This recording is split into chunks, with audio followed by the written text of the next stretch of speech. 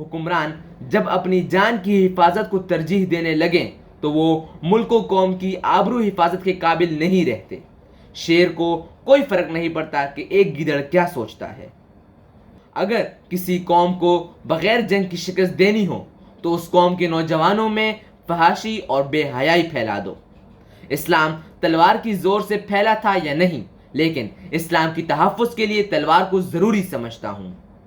ایک جاسوس دشمن کے پورے لشکر کو تو شکست دے سکتا ہے، لیکن ایک غدار اپنی پوری قوم کو شکست کی ذلت میں ڈال سکتا ہے۔ باوقار قوم کی طرح زندہ رہنا چاہتے ہو تو اپنی روایات کو نہ بھولو۔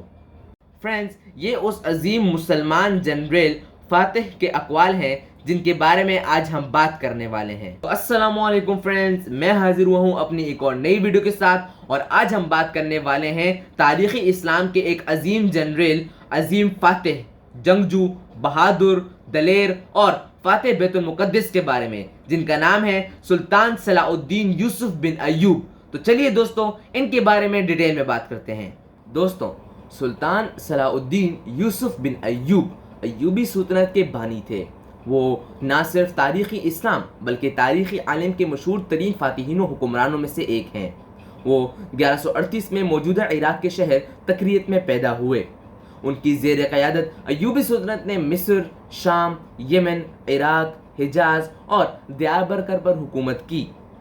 صلاح الدین ایوبی کو بہادری، فیاضی، حسن حلق، سخاوت اور بردباری کے باعث نہ صرف مسلمان بلکہ عیسائی بھی عزت کی نگاہ سے دیکھتے ہیں۔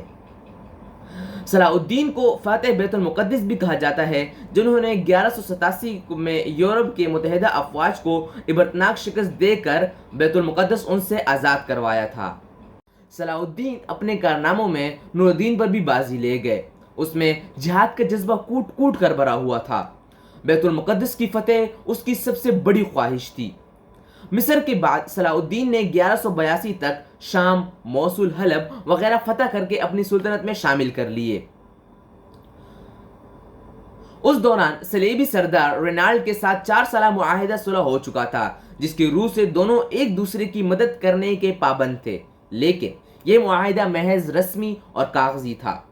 صلیبی بدستور اپنی اشتعال انگیزیوں میں مصروف تھے اور مسلمانوں کے قافلوں کو لوٹ رہے تھے۔ 1186 میں عیسائیوں کے ایک ایسے ہی حملے میں رینالڈ نے یہ جسارت کی کہ بہت سے دیگر عیسائی امراء کے ساتھ مدینہ منورہ پر حملے کی غرض سے حجاز مقدس پر حملہ آور ہوا۔ صلاح الدین ایوبی نے ان کی سرگرمیوں کی روک تھام کے لیے اقدامات کیے اور فوراً رینالڈ کا تعاقب کرتے ہوئے حطین میں اسے جھا لیا۔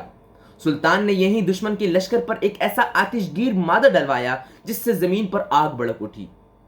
چنانچہ اس آتشی ماحول میں 1187 کو حطین کے مقام پر تاریخ کی خوفناک ترین جنگ کا آغاز ہوا۔ اس جنگ کے نتیجے میں 30,000 عیسائی ہلاک ہوئے اور اتنے ہی قیدی بنا لیے گئے۔ رینالڈ کو گرفتاری ہوئی اور سلطان نے اپنے ہاتھ سے اس کا سر قلم کیا۔ اس جنگ کے بعد اسلامی افواج عیسائی علاقوں پر چھا گئی۔ صلاح الدین بڑا بہادر اور فیاض تھا۔ لڑائیوں میں اس نے عیسائیوں کے ساتھ اتنا اچھا سلوک کیا کہ عیسائی آج بھی اس کی عزت کرتے ہیں۔ اس کو جہاد کا اتنا شوق تھا کہ ایک مرتبہ اس کے نچلے دھڑ میں پوڑے ہو گئے۔ ان کی وجہ سے وہ صحیح سے بیٹھ کر کھانا بھی نہیں کھا سکتا تھا، لیکن اس حالت میں بھی جہاد کی سرگرمیوں میں فرق نہ آیا۔ صبح سے ظہر تک اور عصر سے مغرب تک گھوڑے کی پیٹھ پر رہتا۔ اس سے خود تعجب ہوتا تھا کہ جب تک گھوڑے کی پیٹھ پر رہتا ہوں ساری تکلیفیں جاتی رہتی ہے اور اس سے اترنے کے بعد تکلیف شروع ہو جاتی ہے۔ صلاح الدین کا انتقال 1193 میں دمشق میں ہوا۔ اس نے اپنی ذاتی دولت کا بڑا حصہ اپنی رعایا کو دے دیا۔ وہ اموی مسجد سے متصل ایک مقبرے میں دفن ہیں۔ انہیں اکثر تاریخ کی سب سے مشہور کرد شخصیت کے طور پر بیان کیا جاتا ہے۔ دیکھنے کے لیے شکریہ دوستوں، ملتے ہیں اگلی ویڈیو میں، تب تک کے لیے اللہ حافظ۔